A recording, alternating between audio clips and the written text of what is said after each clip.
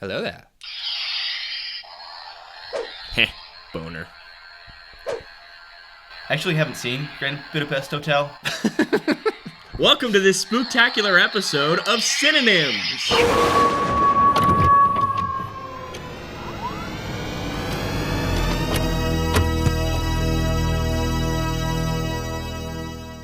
Welcome to Synonyms, the show where we compare and contrast two different movies that are similar to each other, whether it be a sequel or a remake or blah, blah, blah. You get the gist. Today we are talking about The Shining and Dr. Sleep.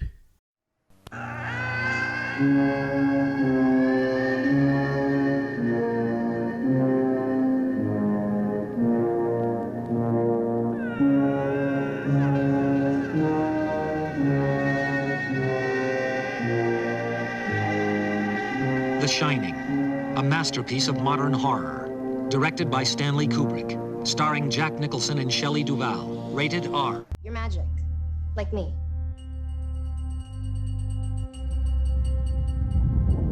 I need you to listen to me. The world's a hungry place. A dark place. Hi there. I only met 2 or 3 people like us. They died.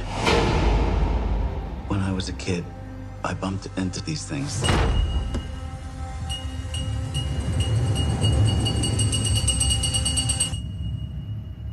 I don't know about magic.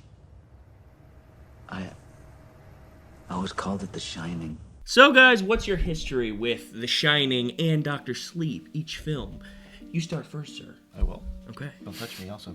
Okay. So, fairly recent, both of them. When I've seen them, I saw The Shining like in 2016 when I was like 20 or so. Nice. And then I saw Dr. Sleep in theaters. And I actually saw The Shining in theaters. They're doing a little promotional thing. Mm-hmm. Yeah, I remember before Dr. Sleep. And Elijah was supposed to meet me there. But I he was? was... Yeah, you were. Really? Yeah, you were supposed to meet me there, but you were like 3 minutes late, and you're like, I can't watch it then. Did I really? Yeah. That's funny. And, Hey, so it's good. Yeah, so it's not like it terrified me as a kid, because I know my friends watched it when they were kids, and they were pretty scared from it. And me, I just watched it, The Shining, as more of a classic movie. Mm-hmm. And then Dr. Sleep, like a new kind of movie, Right. kind of comparing it to Shining. And yeah. How about you, Adam? Riveting story. I saw The Shining when I was a little boy. And yeah, it confused me. It freaked me out. It was weird. It was surreal. It was an odd experience.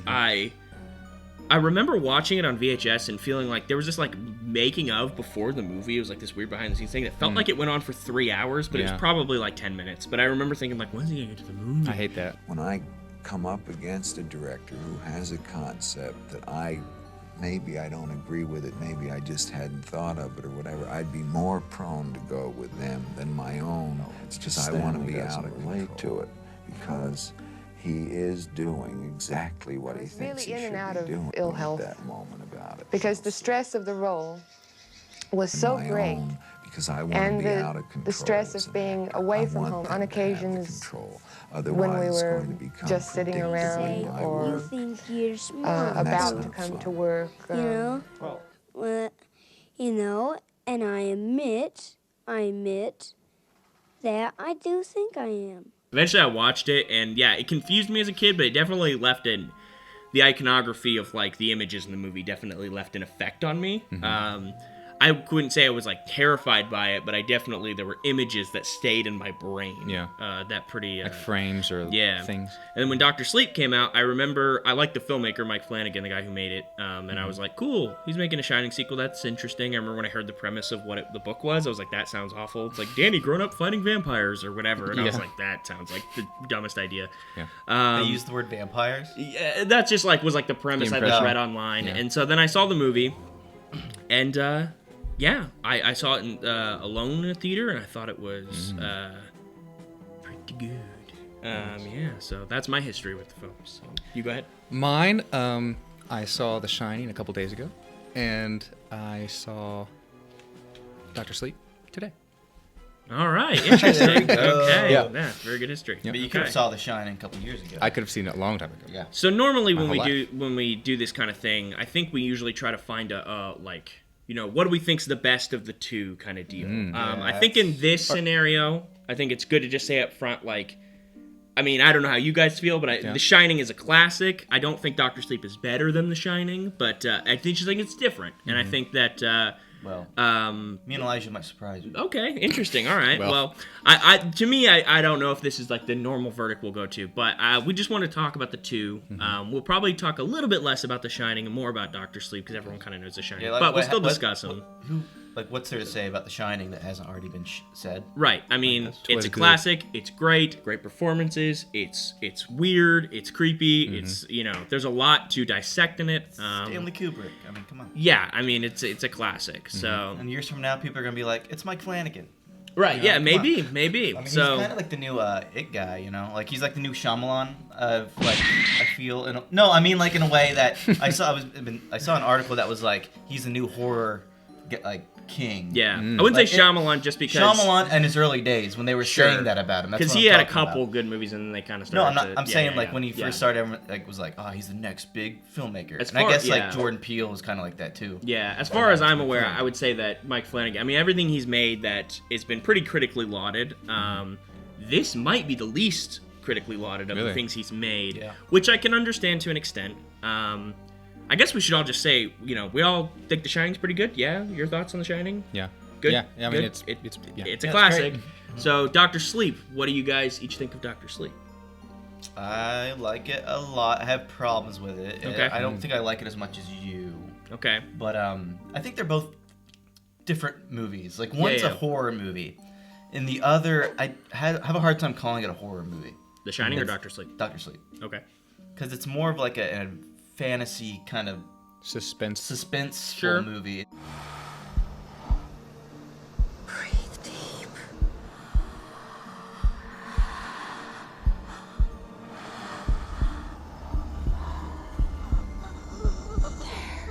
There. Embrace it. A little more supernatural than just horror. Your thoughts on Dr. Sleep? I liked it a lot. Yeah. I think that sounds pretty accurate. What you're saying, how they're kind of different genres, sort of. Sure, I'd say I mean, go ahead. No, there's a lot. There's a lot more characters.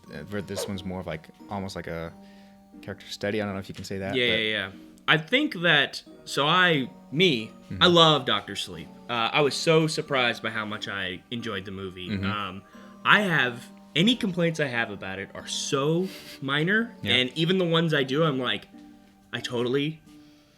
I think they made the best decision they could have in this scenario. That's so Wait, like in the movie or just in general? In the terms of the filmmaking. Any problems I might have with it, it's like, what else were they gonna do, kind of thing. Like, and the alternatives would have been, in my opinion, not good. We'll get to that. It's definitely the best possible way it could have been. Like, it's the best possible version of it that could have been made. That's the thing. I don't think it could have been any better. So a lot of complaints. The Shining. I mean, I think a lot of the complaints I see about it, people say like, it's way more Stephen King than Stanley Kubrick. But like, it's based off a Stephen King book. What, The Shining? Yeah, no, they say about Dr. Sleep. Okay. They're like, it's more of a Stephen King than a Stanley Kubrick. It's like Stanley Kubrick didn't direct Dr. Sleep, and it's based off a Stephen King book. I know it's a sequel, but like, if Mike Flanagan just tried to make a Stanley Kubrick movie, it would have fallen flat on its face and been extremely embarrassing. So I don't get that criticism. Like, I mean, if you were expecting it to be The Shining, then like that's, in my opinion, a pretty unfair. Oh yeah, I mean, expectation. Plus, it's such the time between the movies is so big. Yeah, and I mean, like, I think that it's as a follow-up,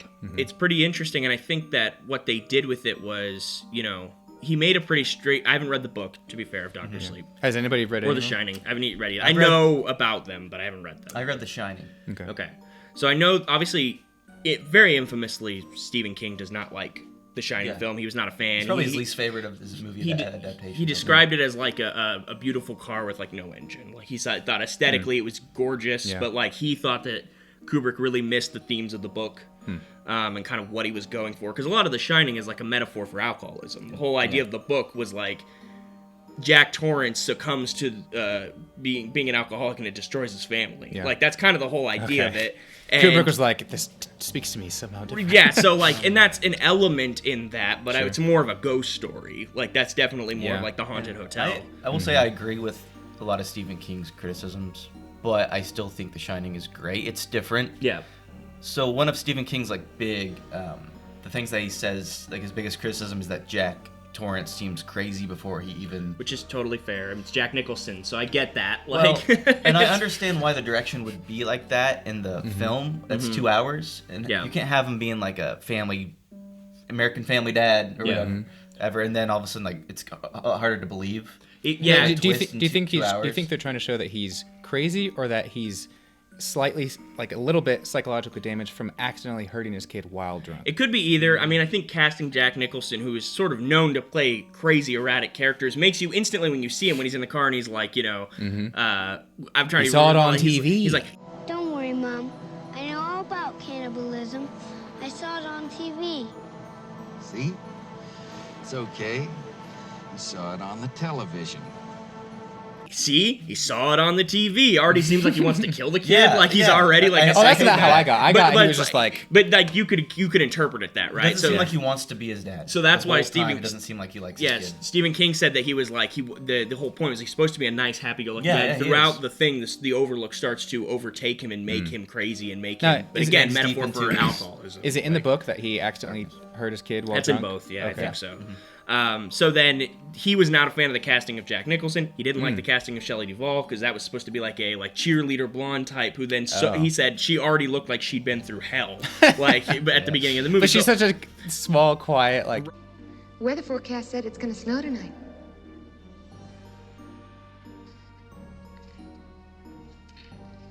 What do you want me to do about it? Come on, hon. Don't be so grouchy. Right, so you can understand his... I totally get what he was saying. I still think The Shining's great despite all that. So maybe look at it not as the adaptation, just as its own thing. So what I think is great about Dr. Sleep is I think Mike Flanagan took the elements of the book that he liked. He said he loved the Shining book, or he loved the Dr. Sleep book, but he always felt like the Shining movie and book, which he loved both of, because he's a big Stephen King fan, Mike Flanagan, and he was like, I always felt like they were at odds with each other, and my goal with the movie was to try to kind of blend them together so fans could enjoy both. And I think for that he succeeded, in my opinion. He did that beautifully. I think he really, because as a fan of the book and the movie, I think that he blended that perfectly into Dr. Sleep, because there's elements in it like the fact that he in Dr. Sleep, what's his name, Danny, he goes to like the Alcoholics Anonymous and he has that speech about his dad. His dad, like, he wanted to be up here, but like the Shining movie, you don't get that from Jack. Like, you don't get that he really cared. He also stood in a room like this once, wanting to get well for me and my mom. And he held a chip in his hand, and that chip said 5 months. And on that day, before it all, on that day, all he wanted in the world was to stand where I'm standing now.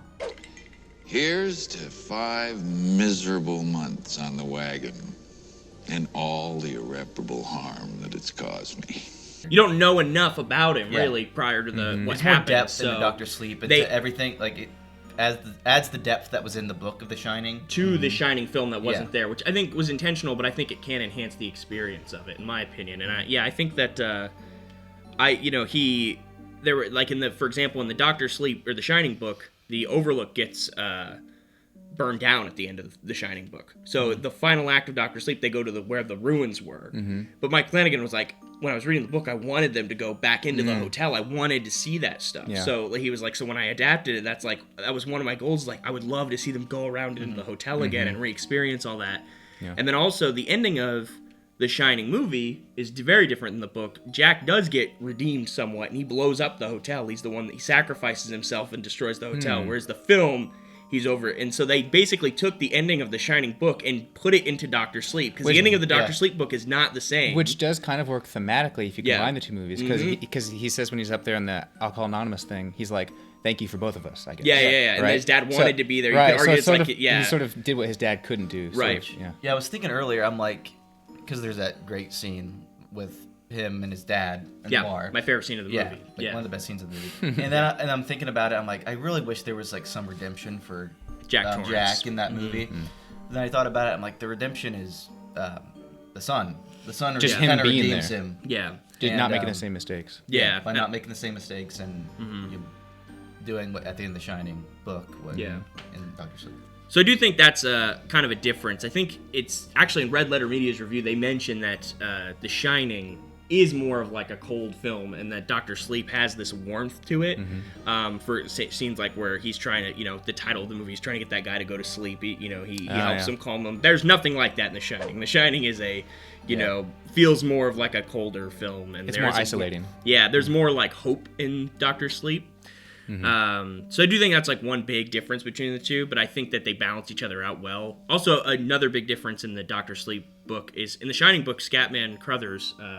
I'm trying to remember. Scatman Crothers, the character, Dick Halloran. Dick Halloran. He does not die in the book. Oh yeah. So what they just did in Dr. Sleep was they just made him a ghost, which was like actually a great way to solve that problem because Danny already sees ghosts, so it totally makes sense within the context was he a of ghost the story. in Dr. Sleep, the book? No, because he was alive in the end of The Shining book. I know, but he could have died. No, he's just alive. Oh, he is. So yeah. So I guess like the aspect that he died and he was a ghost more.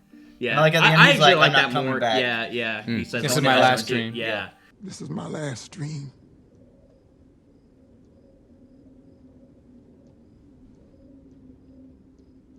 It seems to me you grew up fine, son, but you still owe a debt.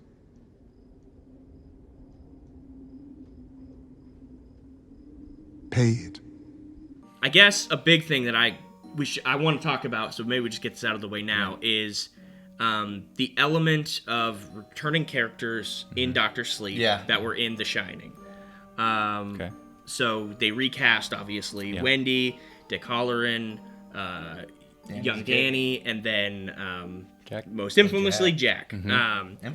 Infamously. Yeah, well, because that is, I would say, the most controversial thing of the movie, where some people see that performance and they're like, "That's not Jack Nicholson." This is the thing where I'm like, sure, I could see what you mean, but Mike Flanagan, again, he explains this perfectly, where he was like, I didn't want to do like a digital de-aging of an actor, digital replacement. He was like, because when I watch that, even though sometimes it's impressive, I'm always distracted by the technology. Yeah. There were only two ways to approach it, I thought. One was to have some kind of digital avatar for these characters, which I thought was going to be a disaster. Because whenever I see that stuff, although the technology gets better all the time, I'm always pulled out of the movie and I'm always evaluating the technology. And the answer that felt the most honest and that felt the most respectful was to try to find actors who would remind me a little of those iconic characters, just enough to kind of point my memory in that direction, but then beyond that, who would not be doing an impression or a parody. And he was like, it's not about a continuity of actor, it's about a continuity of character. Sure. Yeah. And I also think that in regards to Jack, that's not Jack Torrance exactly. That's Lloyd, like the bartender. He's the essence of Jack Torrance. Because he's like sort of part of the hotel. Yeah, it's almost like the idea is like when you become a ghost, you become part of the hotel staff almost. It's because there's that one guy in the first Shining who says like he's like, weren't you the caretaker? And he's like, I don't know what you're talking about. Yeah, Grady. Mr. Grady. Weren't you once the caretaker here? Why, no, sir. I don't believe so. And so it's like the idea is like almost like once you get overcome by the hotel, you become almost like a servant to the hotel. Or it just takes an essence of you and then uses you as a mask. Yeah. Now the one part where that doesn't work is they show flashbacks of The Shining in the movie with the new actors. You see him walking up the stairs. Okay. That's the one where I love when he's going through and he looks through the crack, the broken door, and then I love that. But then there's that cut with the new actress going, but you don't need that. And you did not need that.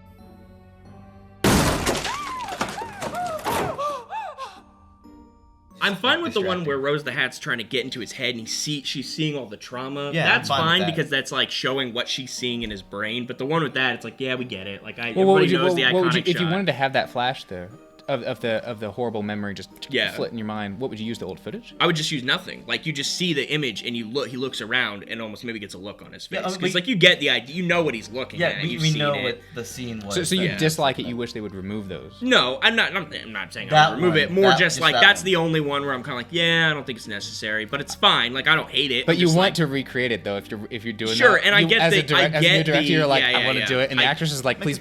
Yeah, and I mean that actress is so good. Like that's the other thing. talking her about voice when the part when he's like on the bench and she goes, Let's get you back to Mama. Daddy!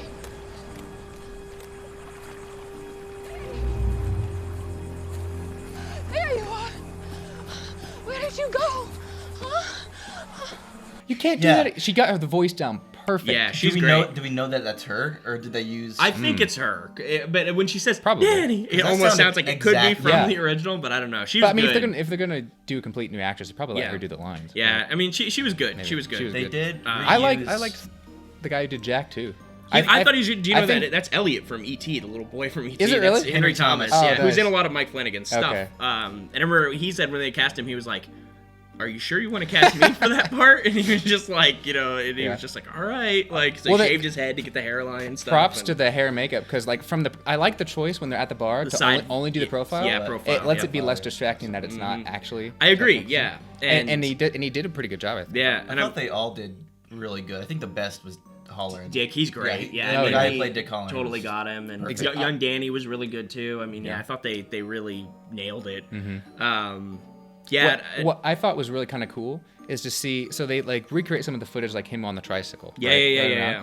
And to see that like in, I guess like in HD or like in a modern aesthetic was I can understand if you're like, oh, I don't like that they did that, but also I kind of liked it. It's kind of cool. It's kind of cool. Like the color's a little different. And like Well, I remember when the trailer came out, people thought it was footage from the original. It's like, no, that's recreated. Like, right. It's just a well, they testament did to the such a filmmakers. good job with the colors, the carpets, everything. Yeah, there are shots that were used from the original Shining. Only like 2 or 3. There were 3 shots when he's driving to the hotel. The shot of like over the river, like past the tree, and all then them shot. It's just driving recolored there. from the original. Really? Yeah, because he said they just couldn't recreate it perfectly. But they like did day for night. And they were really good. They had snow and also the maze. Fun fact: Mike Flanagan edited this movie too. I was going to say that. I love that he edited. That's incredible. Movies. He does that with all his awesome. stuff. I think it's so cool. Directed, wrote it. Edited it. He's I just remember such a talking cool about guy. that. We were like, that's insane. It's very like, uncommon. That guy, like, that much. That's cool. Did you guys? I assume you watched the theatrical cut, not the director's cut. Yeah. So, I was going to say, how is their director's cut? So the director's cut's 30 minutes longer, and it's actually good. Right. It's not like one of those ones. There's only one scene in it where I'm like, he didn't need that. Where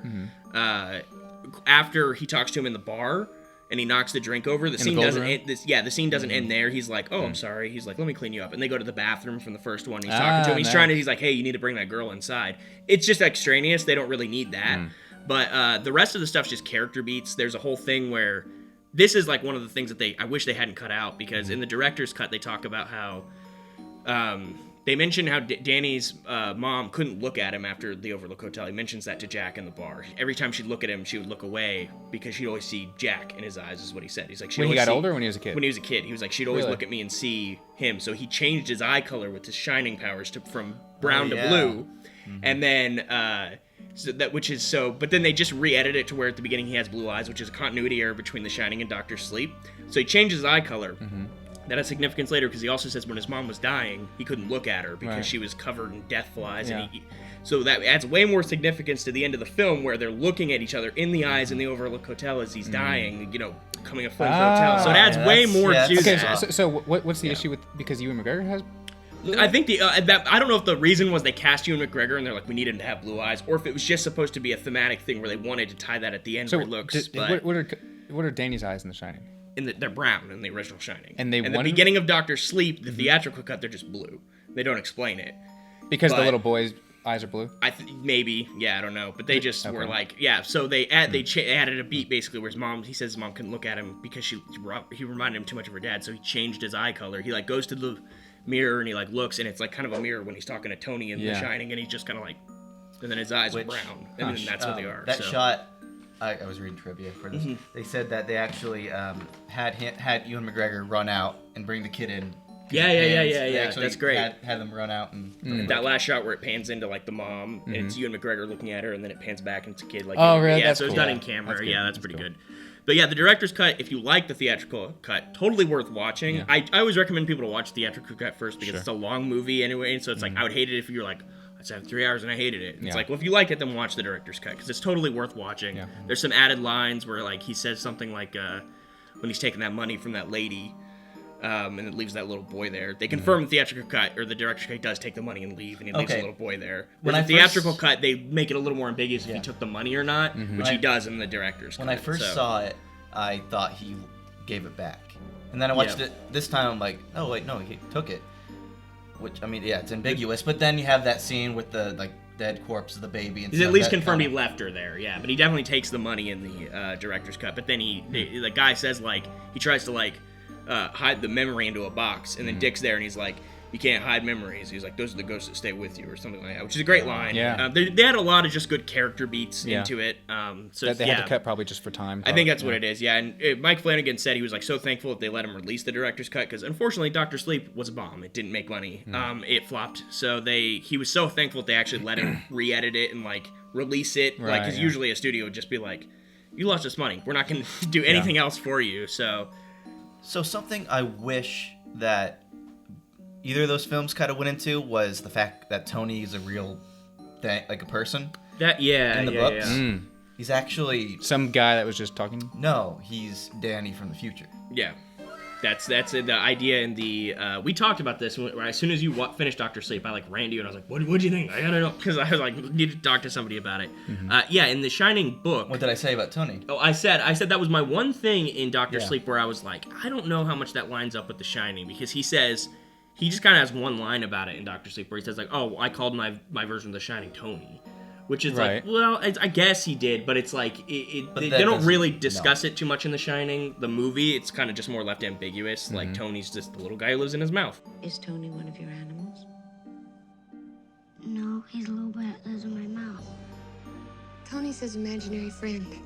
Right. But yeah, in the Dr. Sleep, so I guess you could interpret it as like, yeah, it was just his version of The Shining or whatever. That's kind of what I thought. No, he was shining back from the future. So, and I knew that in the book, but you can do that.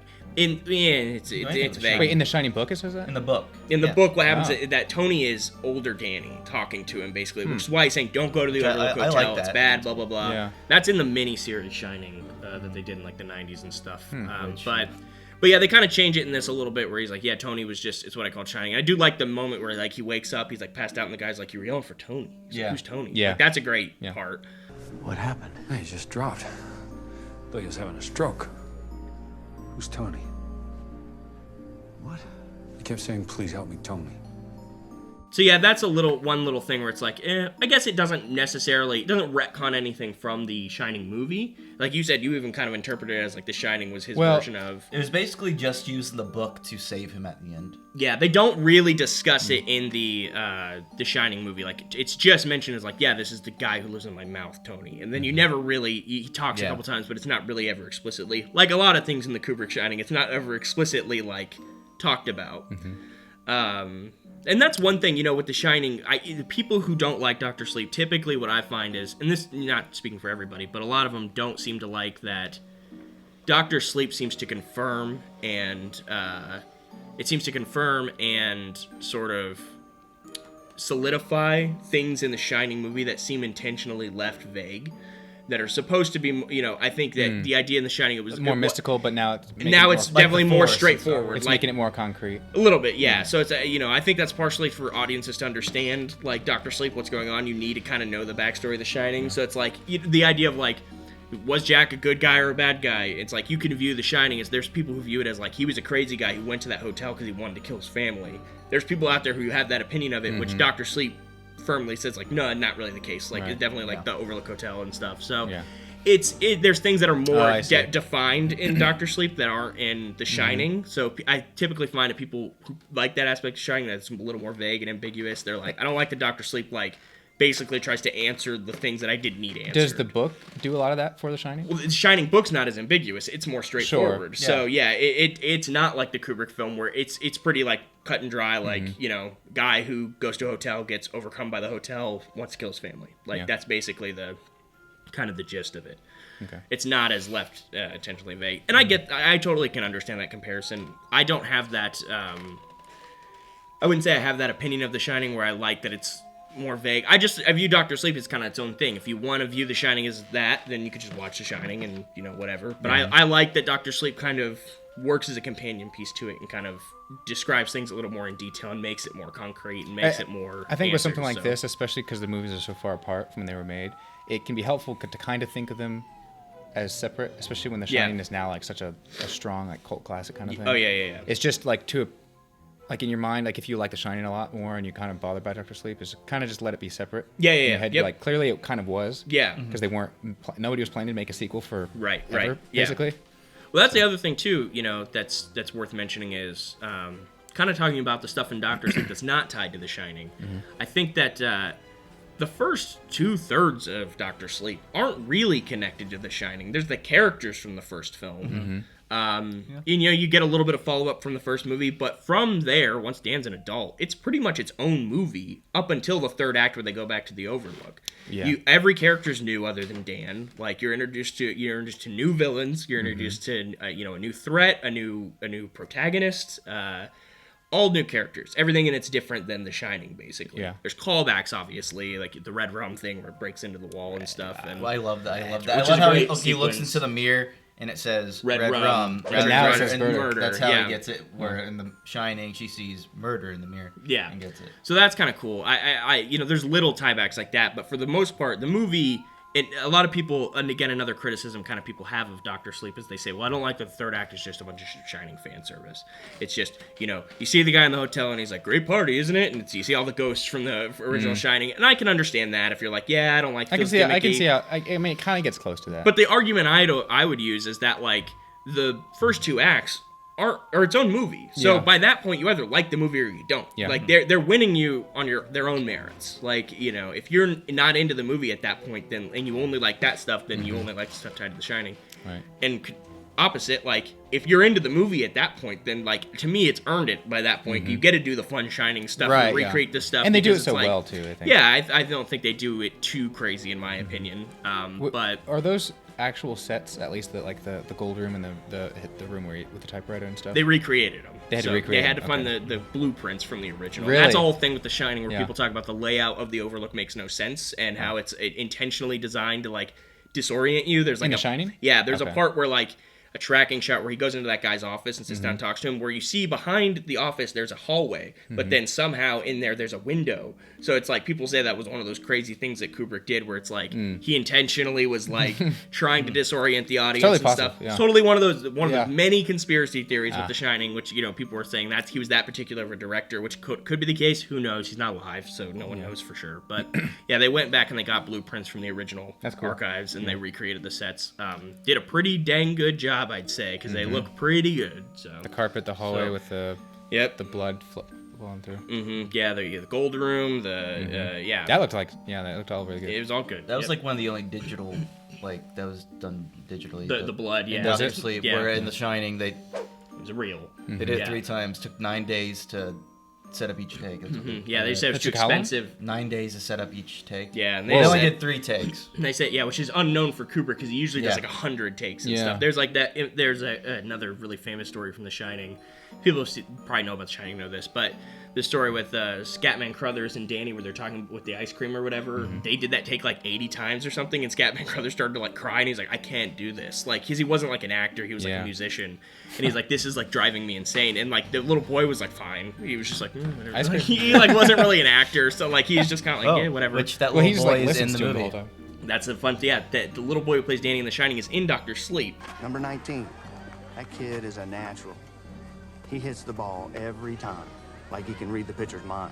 He's the guy at the baseball fields who's like, that boy hits the target every time. Or Like whatever. he knows what, That's like him. he knows Yeah, what's yeah. coming. Yeah. That was pretty fun. I thought. That was a cool I mean, yeah. because that guy's the- like never acted since if The they're Shining. available, obviously, got to put him in somewhere. Yeah, he's never like acted since The Shining. He's like a professor now, so it's like he was like in The Shining and in like basically nothing else, Yeah. and then so it's like the fact they got him back for Dr. Sleep as a little cameo was pretty fun. I thought that's that was cool. So yeah, to talk about some of the other stuff in Dr. Sleep, we have new characters. A lot. We have, I guess we'll start with Abra, kind of the protagonist, sort of, like of the movie. She becomes sort of the protagonist. Yeah, she was nice. She was a nice like change of pace where The Shining was kind of like, it's fun. It's like a toy. You can hear me. Let's use our outside voices, all right? You tracked me down? It was easier than I thought. Like GPS, but in my head. Yeah. She was more happy about it and stoked. Like, check out these cool powers I have. Like, she was way more fun and energetic. It's more of like a fantasy adventure in a film in a way that rather than the horror. Yeah, I thought she was. I thought that actress was great, Kylie Coran, who's like been in nothing before this. Basically, I thought she was really good. She was really fun. She was really charming. Really, really entertaining to watch.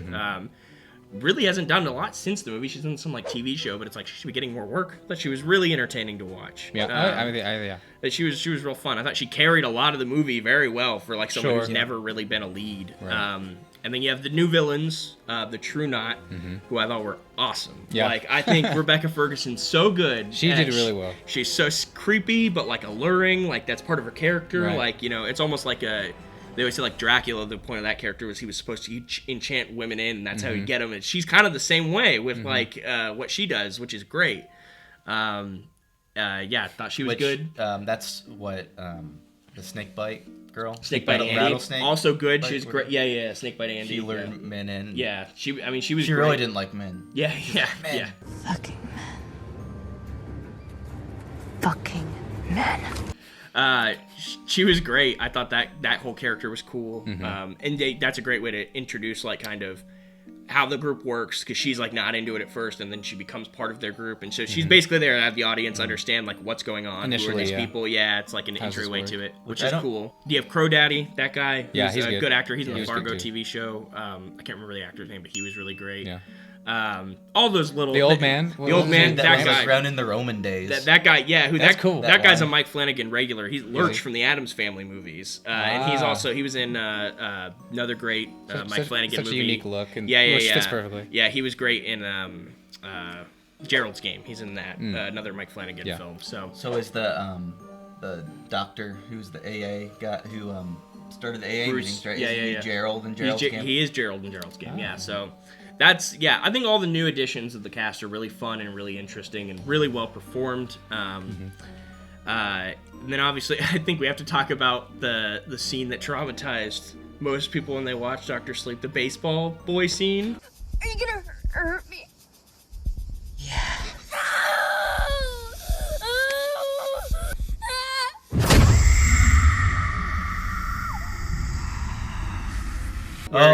Is such that's the most terrifying scene. So it took me a while to convince my wife to watch this movie. She's not as into scary movies as I am, and we watched it, and I was like, hey, when that scene came on, she was like, got up out of the room and was like, I can't watch this right now. Like, this is way too intense.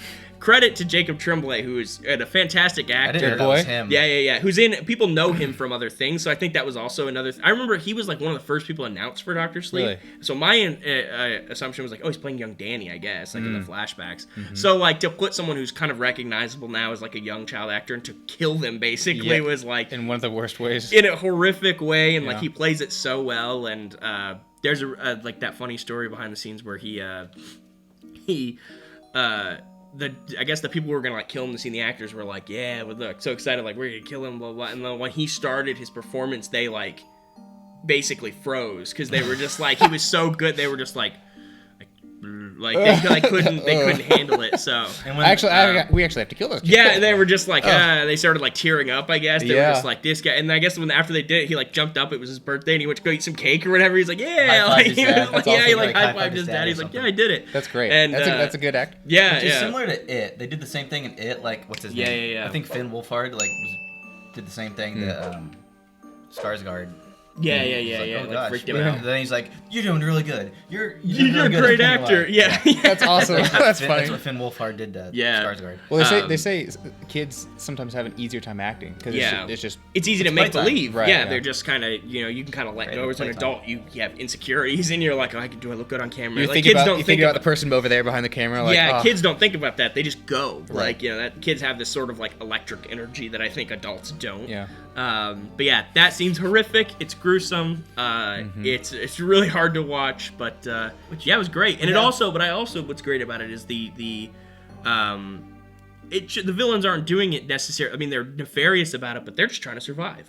You gotta open a canister, Rosie. We took steam 6 months ago. Close 6 months is nothing. You see Grandpa Flick's hair, yeah? Yeah. I don't think he's well. Grandpa Flick hasn't been well since Nixon was in office.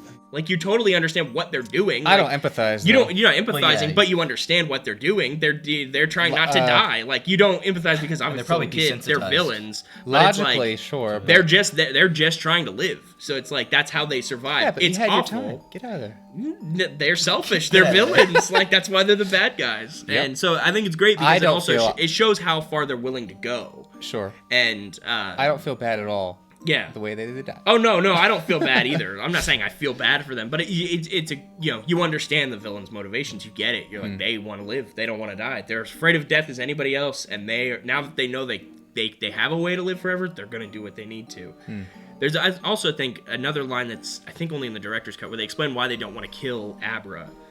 She describes it as like, think of a cow. She was like, you kill the cow, you can use it for you eat well for a week. She's like, but if you milk the cow, you could have it for years. So the idea is like they don't want to kill her, they just want to torture her for years to get more out of her steam. Yeah, because they don't want to turn her because pretty much like it's implied that Rose the Hat's too intimidated by her power because she's so powerful. She's like, I don't want her in here. Like, she's gonna overthrow me. She mangled my hand. Yeah, she has that line. That's what she said. She's like, I don't want her around. She's too powerful.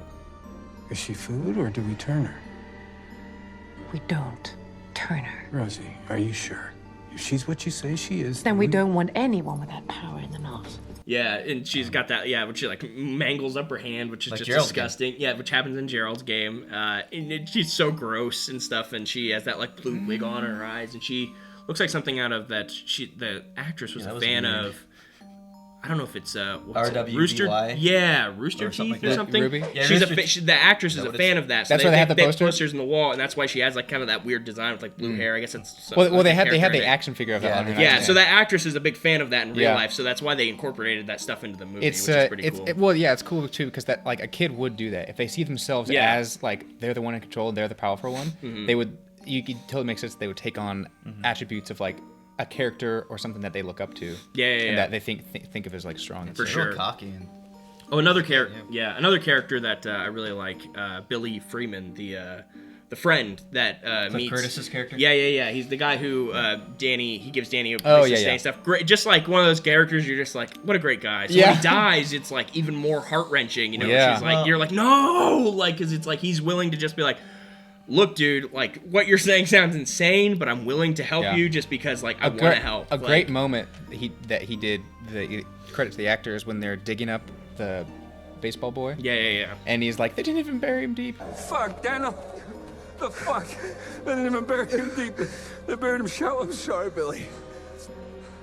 Yeah. Like that, that was really good. To show he's like a character that sort of like he can't comprehend evil like that in the world. It's like he doesn't understand. How could someone do? Or he's just so like it's like they had no respect for him. They just viewed him as like a thing that they got rid of, and it's like he's just so overcome because you get the implication he's just a good guy. Like he wanted to help somebody he didn't know. Been a little bit more like desensitized. And this guy's just like a nice guy, so he can't comprehend it, and it's like I think he performs it really well. He was such a nice guy, important character.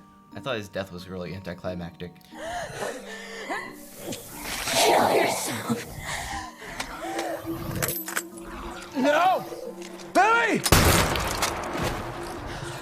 They could have played it up just a little bit more. Which is what I was thinking. I thought like they were setting him up like he has the Shining, at least a little bit too, because they were like, you just know that about people, don't like he knows about people. There's a line. I thought like maybe at the end when he was about to die, like maybe they could have had a struggle, like maybe he's resisting a little bit to build it up, and then maybe he succumbs. Well, they make a line. They say like everybody has a little bit. I don't know. That might. They say a lot of people have. A little bit. They say most people have a little bit of shine and don't even know. Exactly. It. That's why I thought they were building up for him, but they didn't. But if somebody has just a little bit of shine, what are they going to do in the plot? To me, it was anti. I wouldn't say. Well, because like Danny has like. What do you mean? Danny shines a lot. No, I mean like the whole point would be like make his death more. I don't know. Less anticlimactic. I wouldn't say just kill yourself. Okay. I didn't find it anticlimactic. More just like you think that he got the upper hand on Snakebite Andy, so it's like yes, and then kill yourself, and you know instantly when she says that it's gonna happen. So it's like maybe just me because I liked the character, and I was like, I don't know. Please don't like. She was maybe she still was able to do that. Well, maybe what they could have done, John, then because they hinted at like he's one of the he's an important character, right? Yeah. He's an important character. Is that when he went to put the barrel up to his chin, you can see that part of him understands. So they could have him like look scared even though he can't control his body. Maybe to show like he's not completely overcome by it, but he's enough that because I mean she's super strong, right? Yeah. And he's just like a bit normal guy. Yeah. I mean I like the because Danny resists it first, and then it's like he's not. I kind of like that they don't make him like a superhero. Yeah. The girl is sort of, but she's more proactive than he is. Like she's the one that's like, we have to go help. He's like in the middle. Yeah. There's Billy, there's her, and then he's like in the middle, which I kind of appreciate. Yeah. Sort of. Well, I think it makes sense too because she's a kid, so like she views the world as more like there needs to be justice served. Like that's how you kind of think when you're a kid. Yeah. He's had so much trauma and stuff built up that he's just like, I don't want anything to do with it. I want to just stay out of sight. Which he tells her, he's like, keep your head down. Don't use your shine. He's been traumatized. Which makes sense. It totally makes sense with his character and what he's been through. And it makes sense that as a kid, she would view it as more like, no, like this kid was killed. Like these people deserve to be punished for it. And, then you have the other guy, like you said, who's kind of like he's just like a good guy and wants to help and stuff. So I think that totally makes sense. Totally within character. I know a lot of people don't like that shooting scene where like they just shoot all the bad guys. They view it as sort of anticlimactic, I guess is one thing I've seen of it, where maybe it's too actiony, I don't know. I guess it is sort of interesting to think, like, despite the fact these guys are immortal, they can't just die from a gunshot, which is sort of interesting to think, but I never really took it as they were invincible. Like, they could still get killed like normal people. Yeah. Which is why... as long as they don't, get hit by a car or whatever, like, they'll, they can live forever. Well, because they showed that Sorry, you go ahead, Jeff. Which is why I was confused as to why the guy wasn't wearing a seatbelt. They say he's just arrogant, but I mean, still, he knows he can die from a car wreck. Why wouldn't he still be wearing a seatbelt? Well, first of all, a lot of people today don't wear their seatbelts. That's true. And then if you live for decades or hundreds of years, and that will affect your psyche. Like, I am kind of invincible. Yeah, I think that sort of thing to show he was just arrogant, and that kind of, I think that line does kind of make sense because it's like they maybe didn't even know they could die from something so simple because they assume because we've lived for 100 years we can't get killed from getting in a car wreck. So I thought that was a great reveal where she says it stands to reason. I thought that actress did a good job playing like Ewan McGregor basically in that scene. She does.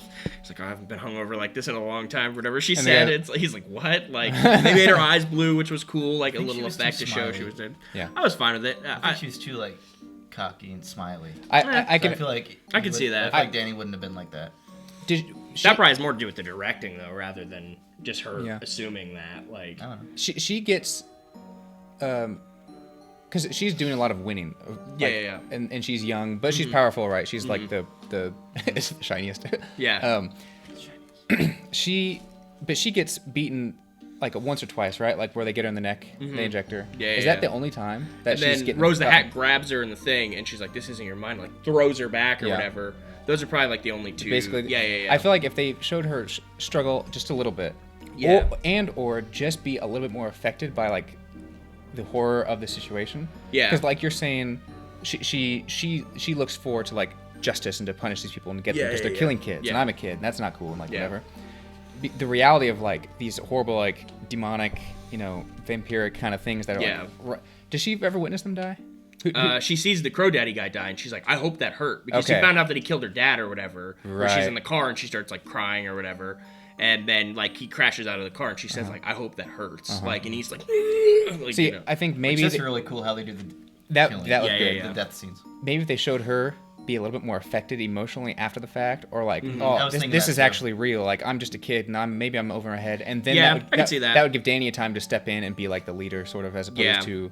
The like dick collar and which he still is, but which he is and that's implied kind of at the end. He will be sort of the dick holler into her. That's but I do. He says there's a debt you have to pay. Is that what he means? Like you have to teach, which is what he says in The Shining. Like someday you'll teach your somebody else The Shining. Yeah, and I totally see what you're saying. Like I can get that. Where she's almost a little bit too impervious, not invulnerable, but impervious. I can see that. I kind of like it in a way, just because I feel like the more traditional way would be like Dan being the hero and teaching the young. Well, I don't mean that. It doesn't mean that. No, but I see what you're saying. But I kind of like. I do kind of like. I see what you're saying, where she almost seems not overpowered, but like just not really as affected by these even just things. Emotionally overpowered. Yeah, but I was just saying I like the dynamic sort of that she's the one that teaches Dan sort of like how to.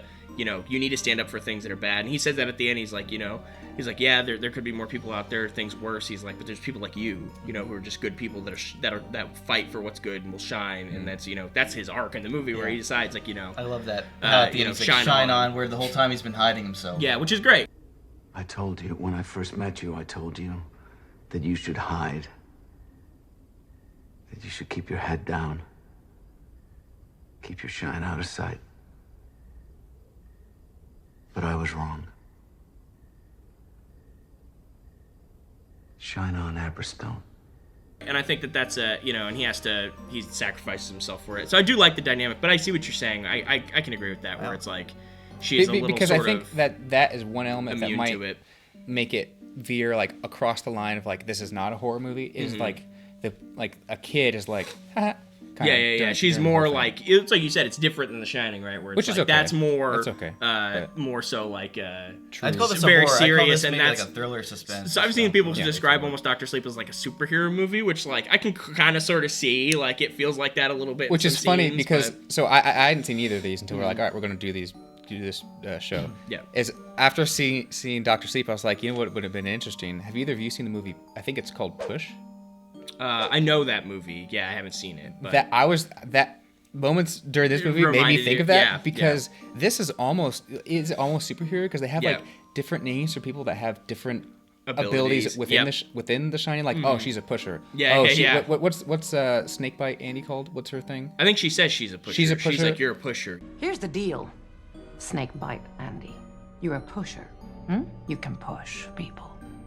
We haven't had a push around here for a little while. But yeah, I understand that where people say it feels like almost superhero, which again, if you like more just like classic films like The Shining, you might watch this and be like, this is like too ridiculous, like over fantastical or whatever. I can get that. I just thought it was fun, like Yeah, I mean, same thing again where they end at the end of the hotel and it's like, there's parts of it that are scary, but it's also kind of fun. Like I like when he's like, she's like, what's in there, and he's just like, they're starving. I thought that was superhero. That feels like a superhero scene, but it's fun. Like it's like, oh, this is fun. Like you get to see all the ghosts like kill her and stuff. No, she's like.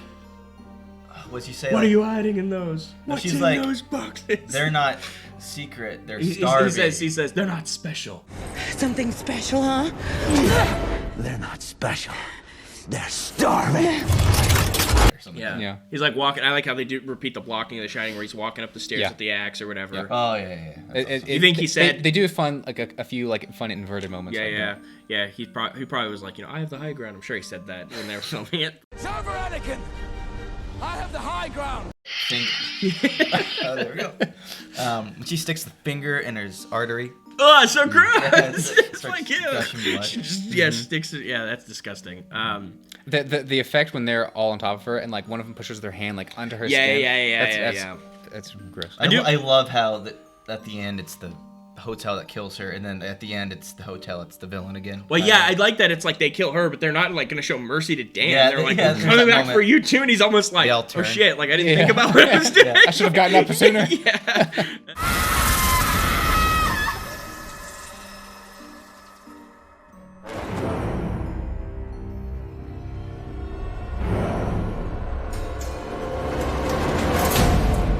Hello, Danny. That was something else I wanted to talk about a little bit more, was the scene with Jack and Danny in the bar. Because I think that's a great scene. It's probably my favorite scene in the movie. It's very important. Yeah, well, because I mean that's like a whole thing where it shows the differences between Danny and Jack. Because then you see that same scene in The Shining, and Jack takes the drink. Like he's like, I'm gonna go for it. Like, which again, the whole thing with Dr. Sleep is that it's kind of like a metaphor for alcoholism. Like, has Stephen King talked about that? Yeah. He said he was a functioning alcoholic. Right. Okay. So when I saw Dr. Sleep, that moment I was like, oh, that's like a bigger, like that itself is an element of. Yeah. Well, I saw somebody say that the scariest scene in Dr. Sleep is when after Billy dies, he goes to the house and he takes the bottle and he's about to drink it. Yeah. I saw someone describe it like that's one of the scariest scenes in the movie because you think he's about to just lose his sobriety. Yeah. Which is a good like tense scene. You're like, oh God, no, don't do it. Like, but I like the scene where it kind of shows the differences between Jack and Danny. And I think Danny also has kind of hindsight. Yeah. That's what my dad killed. That's what you hope. That's like good like justice is like the the son does not repeat all the sins of the father. When I like in a little elaborated more speech in the director's cut, but he's like when Jack's talking to him, and it's like for a while he seems like, no, I'm Lloyd. I don't know who are you talking about. Yeah. Who's Jack? And then when he starts to talk, a little bit of the Jack comes out where he's just like, a man tries. A man tries. He provides. But he's surrounded by mouths. And a family. A wife. A kid. Those mouths eat time. Pretty much just saying like, theatrical. my kids, my kid and my family, I didn't like you guys. I didn't want you. Like it's almost like Well, he seems didn't like say what he's that. saying. But that's the you're Right. getting the There's implication. mouths and He's they like, just I just want one thing. I just They want just my take drink. years from you. Yeah. He's like, they eat your days on earth. They just gobble them up. Like, and it's yeah. just like, and then poor like Danny's sitting there having to listen to his dad say this, and it's just like heart wrenching. It's like the worst thing you'd hear your dad saying to you. And I like how he calls it medicine, like take your medicine. Yeah. Which is a line. I don't think they say it in The Shining, but it's in the book. Yeah, when yeah, he's yeah. being chased by when Danny in the book The Shining is being chased. Mm-hmm. That's what Jack is saying to him. He's like, Really? Yeah. Yeah, he's like, take your medicine. You gotta take your medicine. Yeah. Which again, in the director's cut, that scene goes on after he smashes it. He's just like, "Let me clean you up." I think it's better that it ends in the climax where he refuses the drink and he smashed it, and that's the end of the scene. I think that works better. It might continue the energy forward a little bit better. Yeah. It just, because it is really, it's sort of an awkward edit in the director's cut, because he's just like, he's like, "Are you gonna take your medicine?" It's the first time you like see him like face on, and then he's like, "I'm not." And he smashes it, and then in the director's cut, he's just like, "Oh, I'm sorry." So tell me, pup. Are you gonna take your medicine? I'm not. Oh, look at that. I'm sorry. Let's go clean you up. And it's sort of just like a weird, it's supposed to feel weird, but it's like, it's like, it was fine where he just smashed it. Like the other stuff was just I could say that'd be a strange, hard moment to get perfect, and if you don't, you might. Just kind of, you get the gist. You don't need the little extra beats, but yeah, that's my favorite scene in the movie, and I think it's kind of the heart of the film is sort of in that scene. I think for him at least, for Dan, as a character, and just a good scene. That scene is not in the Dr. Sleep book. Because the Overlook doesn't exist. And I think that was a scene that convinced, because I think Mike Flanagan sent an email to Stephen King hey, I want to adapt Dr. Sleep. He's like, cool, I love the movies you make, because he did an adaptation of Gerald's Game, which was a Stephen King short story, which was for a long time considered unfilmable. Really? And people were like, you can't make that, because it's about a lady chained to a bed the whole movie. And he made it. It was great, and Stephen King loved it. And he's loved all his work that he's done. And he was like, sure. He's like, well, feel good. He was like, I want to do a sequel to I want to do Dr. Sleep. He's like, cool, I'd love to see an adaptation. He's like, well, the thing I don't think you're gonna. I want to do a sequel to The Shining, like this. He's like, you're right, I don't like that. And he was like, well, let me. He was let me do it. He's like, let me send you a scene that I've written, and I just kind of want to get your take on it. Yeah. And it was that scene, the bar scene, and that was what made Stephen King say, okay, you understand the story. You get the book, you get what I was going for. Go for it. And he was a big fan of it. Stephen King really liked Dr. Sleep, which has got to also feel good, because I'm sure he was like, he didn't like The Shining. I'm making this movie adaptation of the book. I hope to God he likes it, because it's it's a sequel. And he said Stephen King said it made him appreciate the Stanley Kubrick Shining a little bit more.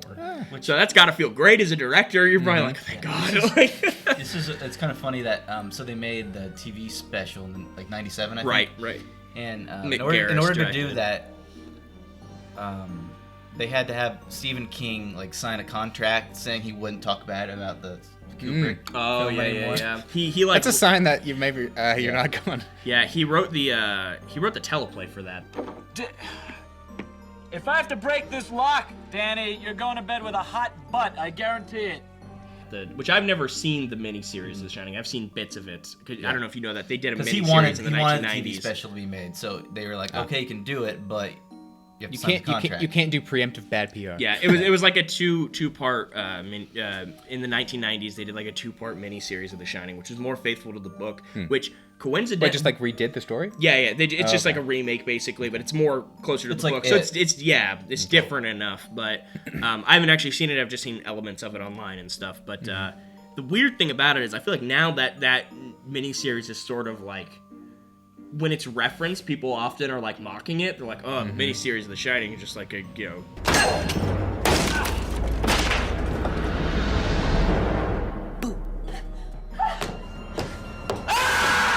nothing compared to the Stanley Kubrick film, which when the Stanley Kubrick movie came out, it was not critically lauded. It was one of those movies that came out that I think it sort of divided people. Most people were kind of like lukewarm on it. They're like, it's not great, whatever.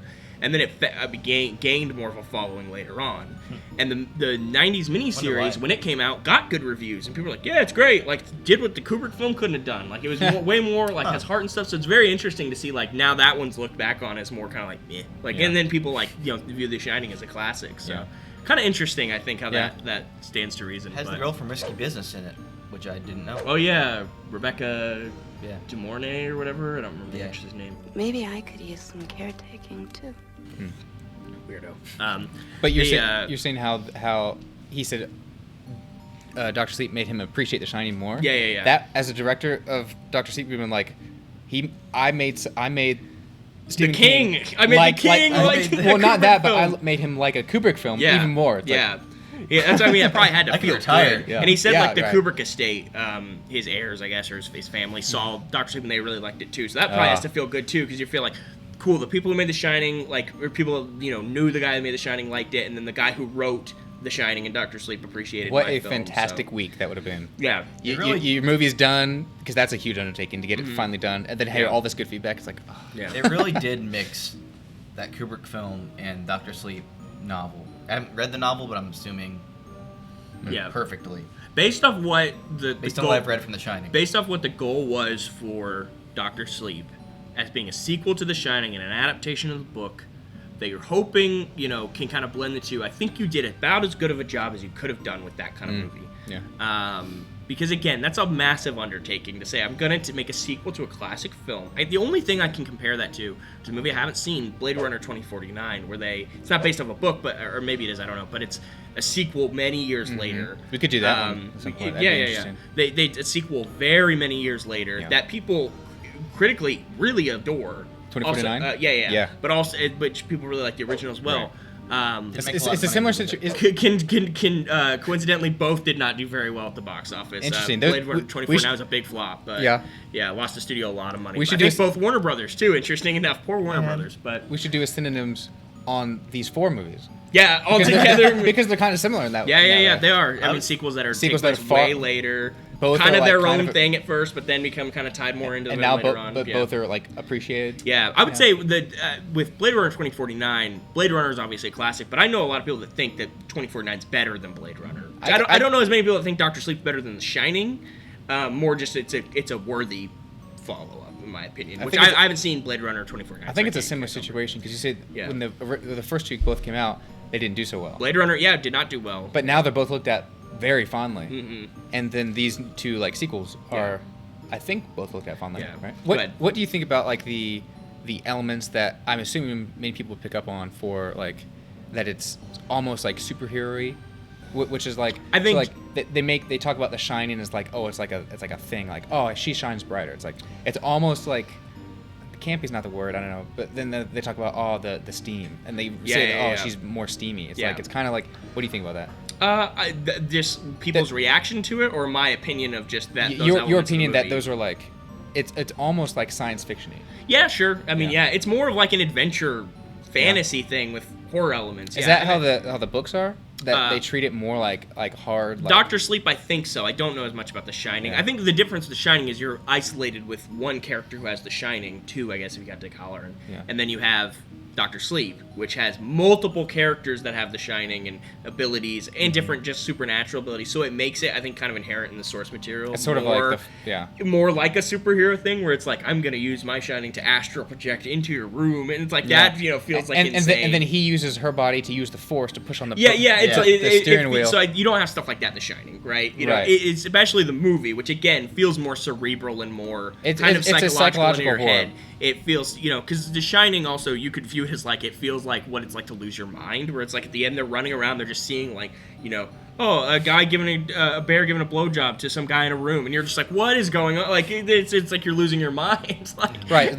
I'm assuming that's what Kubrick liked about the idea, and he like took it and ran with it. Yeah, he was like, I like these elements of your book. This is what I'm going to do, rather than like, and I can see why Stephen King felt so close to it because it was a story about alcoholism and his effect towards it. And he's like, and Mike Flanagan always said like it felt like a movie or a book about a guy who was terrified of what alcohol could do to his family, like what it could make him do, turn him into. It's just like a monster basically. Right. And he used the Overlook as a metaphor. It's ghosts, but it's like alcoholism is sort of what he succumbs to. Whereas like that's an element in the Shining film, but it's more just sort of pushed to the side, and more of like this is a psychological ghost story. Kubrick was like, let me show you what I think. Yeah, so and I mean obviously connects with a lot of people, so I get it, but I can also understand as the creator as being like that you kind of took the heart out of the thing that I like cared so much about. Mm-hmm. So I totally can get his criticisms of it and how it can be probably really hard to appreciate. That kind of sucks in a way. It's like you can't appreciate one of the best films ever made because you're so close to the source material of it.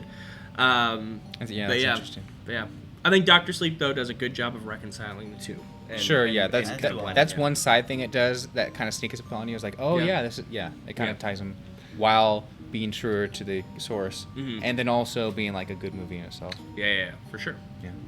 Well, do you guys have anything else to say about Dr. Sleep? I mean, if you haven't seen them, you're dumb because we just spoiled all of them. Yeah, but if you haven't, you should watch them because they're both good movies. Mm-hmm. Definitely. I'm a fan of both. I really love Dr. Sleep, and I love The Shining, obviously. I think that goes without saying. Most people it's hard to get away from the fact that it's a classic. It's The Shining. Yeah, I mean, that's the thing. That's why we didn't spend as much time talking about it. It's almost not fair to obviously you can compare them, but like it's almost not fair. It's not fair to expect it to be as good as The Shining, I think, because The Shining also has had 40 years to live up to its reputation, whereas Dr. Sleep is 2 years old. Like, so it's like it's not really fair to be like, well, it's not a classic. It's like maybe it will be one day. I don't know. Like, you don't know. Maybe this will start to age badly, and this will age badly. Yeah, you never know. Yeah. Probably not. I will say, The Shining is telling a lot smaller scale of a story. Dr. Sleep's a bigger scale. I almost. There's more depth to it. Yeah. Yeah. I almost expected. Not. I didn't. But like if you've seen X-Men when he gets in Cerebro and he shows you like, oh, here's all the mutants across the world. It's like here's all the people that have the shine. We're not as alone as you think. Well, that's the end of the review for Dr. Sleep and The Shining, Synonyms, where we compare the two films and talk about them. I had a grand old time. Me too. Yeah, I had a blast. Follow us on Instagram, jesterhead.productions, and Facebook, jesterhead.productions. And like the video, subscribe if you want. Share with your friends. This is the end of the video now, Mrs. Torrance.